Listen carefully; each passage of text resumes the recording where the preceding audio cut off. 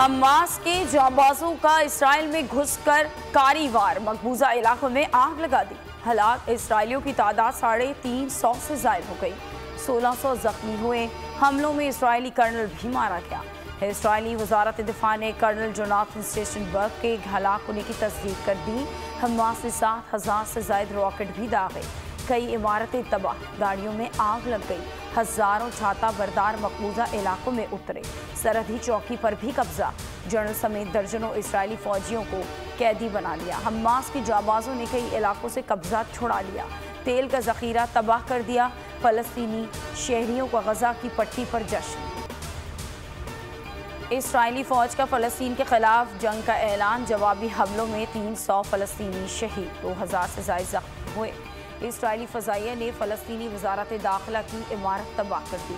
रिहायशी आबादियों में गोले बरसाए गए। सहयूनी फ़ौज ने एम्बुलेंस को भी न बख्शा। हमले में नर्स और ड्राइवर को शहीद कर दिया।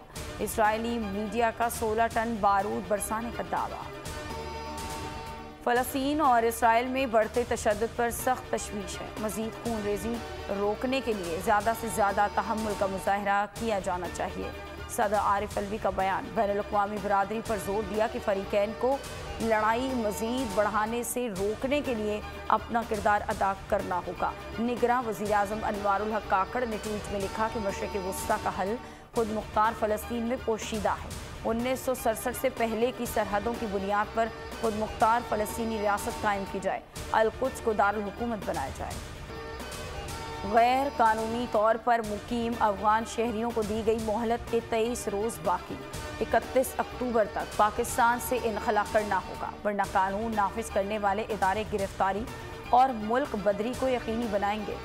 1172 अफराद की जांच पड़ताल की गई। तमाम मुकीम गैर मुल्कियों की जियो फेंसिंग मुकम्मल कर ली गई। 511 गैर कानूनी मुकीम गैर मुल्कियों के लिए 69 मुकदमा दर्ज। सुपर हाईवे चाकर होटल के करीब फायरिंग से पुलिस अहलकार जाँ बहक हो गया। मकतूल गुलबर्ग शिकायत सेल में तैनात था। फेडरल बी एरिया का रिहायशी था। अहले खाना के मुताबिक आमिर वादी हुसैन कब्रिस्तान जाया करता था। सीने में लगने वाली गोली जानलेवा साबित हुई। जय वक़ुआ से मकतूल का पिस्तौल और मोटरसाइकिल नहीं मिली।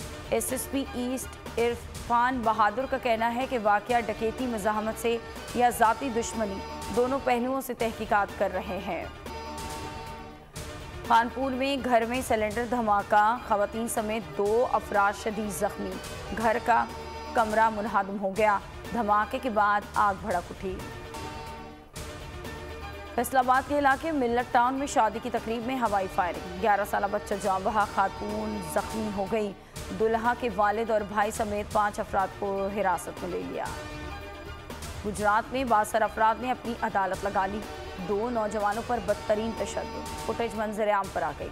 10 मुल्ज़िमान के खिलाफ FIR दर्ज कर ली गई।